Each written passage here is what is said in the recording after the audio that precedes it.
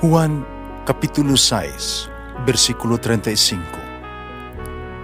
Si Jesus miingon kanila, "Ako mao ang pan nga naghatag sa kinabuhi. Ang muari kanako dili nagayod gutomon, ug ang mutuo kanako dili nagayod uhawon." Ang mga puno Pan sa kinabuhi. maglikon unta sa mong pagtuo ug gagaka kami sa pagtuman sa imong mahal nga kasuguan.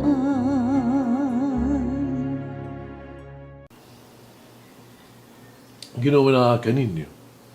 Santos nga Ebanghelyo sa mala ni San Mateo. Ngadtong panahon na miduol si Pedro kang Jesus ng utana, Ginoo, makapila ba makasala kanako ako isig katao, ako gyapon siyang pasayloon? Makapito ba? Si Jesus mitubag, dili kay makapito ra, kundi kapituan kapito. Kang ginghirian sa langit sa manaman sa usa ka hari, nagikusay sa iyang utang, sa utang siyang sulugoon. Sa diha nga nagsugod siya og paghusay, gidala ngadto kaniya ang usa ka sulugoon nga nakautang kaniyang milyon ka pesos. Ug tungod kay wala man siya igong ikabayad sa iyang utang, isugo ang iyang agalon nga ibaligya siya ingon ang iyang usa ka ulipon, lakip ang iyang asawa ug iyang mga anak, tanan niyang iyaha aron makabayad siya sa utang. Miluhod ang sulugoon at tubangan sa iyang agalon. Napakiluoy nga nag-ingon, "Sir, ayaw in taon ako apikiha kay bayran ko ra ikaw sa tanan." Naluoy ka niyang agalon. Basta gipapas niya ang utang sa sulugoon ug iyang gipalakaw. Pilakaw ang tao. Ikasukat niya ang usaha sa iyang mga kaubang sulugoon. Nakautang ka niya pipila lamang ka pesos. Gilamni dayon niya ang ugituok o giinan, "Bayarin na ako sa imong utang." Iyang kaubang sulugoon miluhod. Napakiluoy kaniya nag-ingon, "Ayaw ito ako apikiha, kay bayaran ko ra ikaw." Pangwala pa siya gimusugot. Hinuon, ipapriso niya hangtod nga makabayad sa utang. Pagkita sa ubang mga sulugoon sa nahitabo, nasubo sila pag-ayo. Nangadto sila silahang agalon ug siya gisugin nila sa tanan. Busa gipatawag sa agalon ang sulugoon ug giingnan, "Banyaga ka, gipapas ko ang tanan mo mga utang, kaya pakiluoy ka man kanako, angay kauntang maluoy sa imong isig kalisugloon. Ingon nga ako, naluoy kanimo." Nasuko pag-ayo ang agalon, ipapriso niya ang sulugoon, aron silutan hangtod nga makabayad siya sa tanang utang.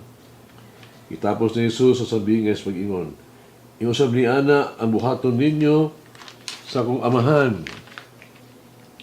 nga tuwa sa langit, kung dili ka mo mapasaylo sa inyong isikatao sa kasing gayod." Ang Ebanghelyo sa Ginoo.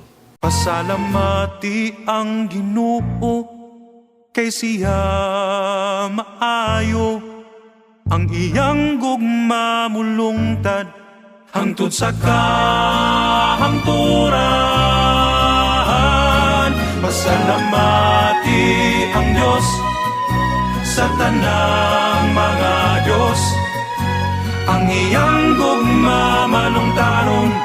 Pasalamati ang Ginoo sa mga Ginoo, ang iyang gugma balungtaron.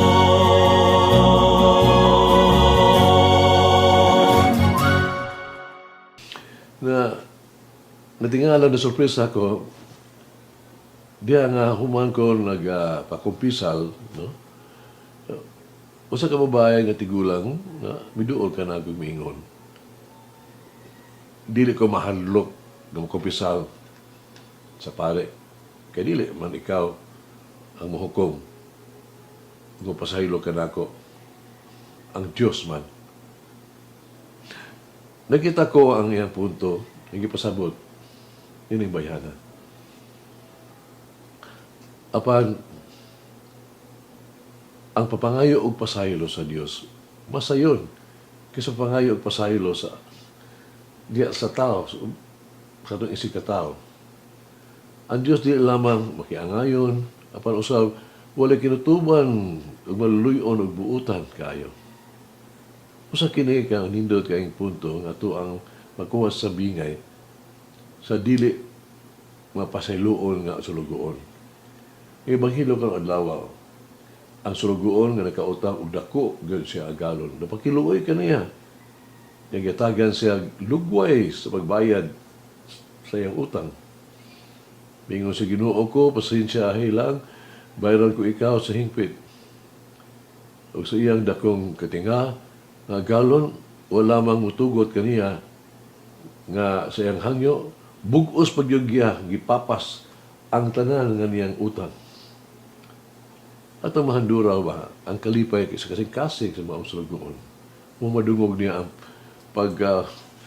wagtang Diyos iyang utang. Gusto sa Diyos, di man nga wagtangon niya ang tanong na mga utang ba yan? Siya maluluyon, mahigugmaon, ug mapisayloon. Mauni nga hinungdan, nagipadala sa Diyos ang iyang bugtong anak, aron makabaton kita o kinabuhing dayon, kapasayloan. Pero sa man nato ang nadawat, kita nanginahanglan nga andam usab sa paghatag.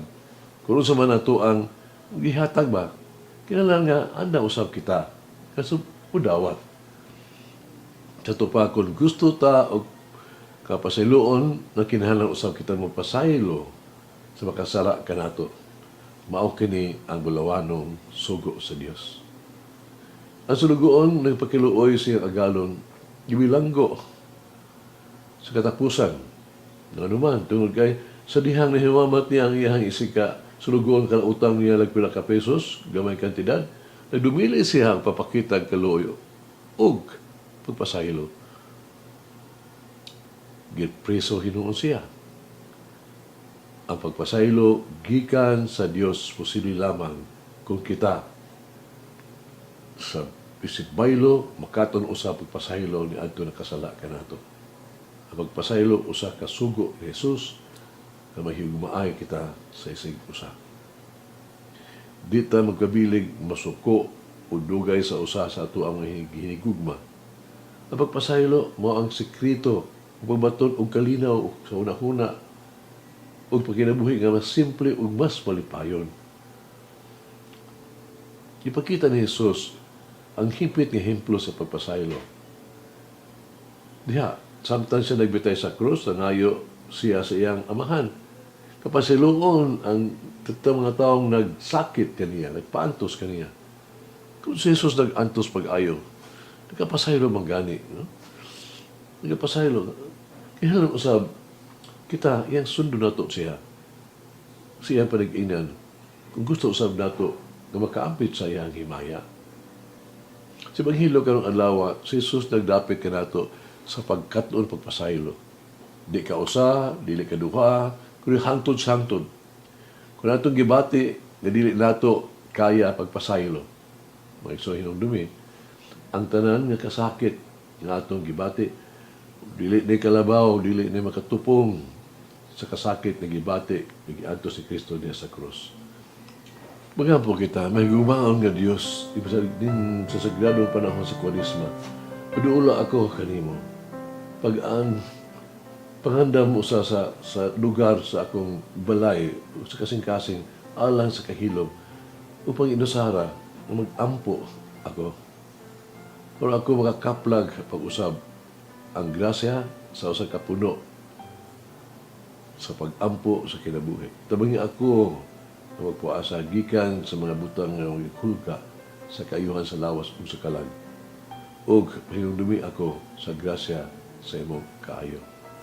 Padaka akong kasing-kasing aron makahatag sa panginahanglan ug pagbuhat sa ingon, makakaplag pag-usab sa grasya sa pagsalamat o pagkamagihatagon.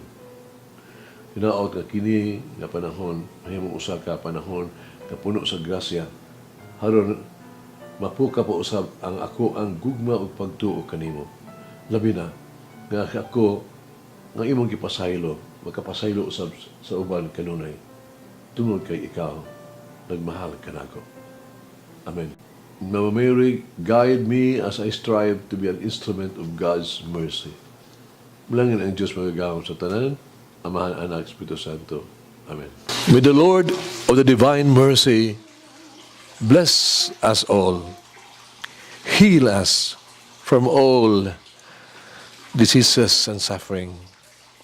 Ayun unta niya kita, tanang mga sakit na sa lawas o sa kalag, body and soul. In the name of the Father, the Son, and of the Holy Spirit. Jesus, I trust in you. Amen. Whoever eats the bread of life will never hunger, says the Lord. Kay galaan inyong nabati ang pagpaambit ug hamubong pamalandong sa pulong sa Dios pinaagi sa tulumanon pan sa kinabuhi nga gidumala ni Monsignor Daddy Silva. Hangtod na usab sa sunod higayon, daghang salamat. The bread of life.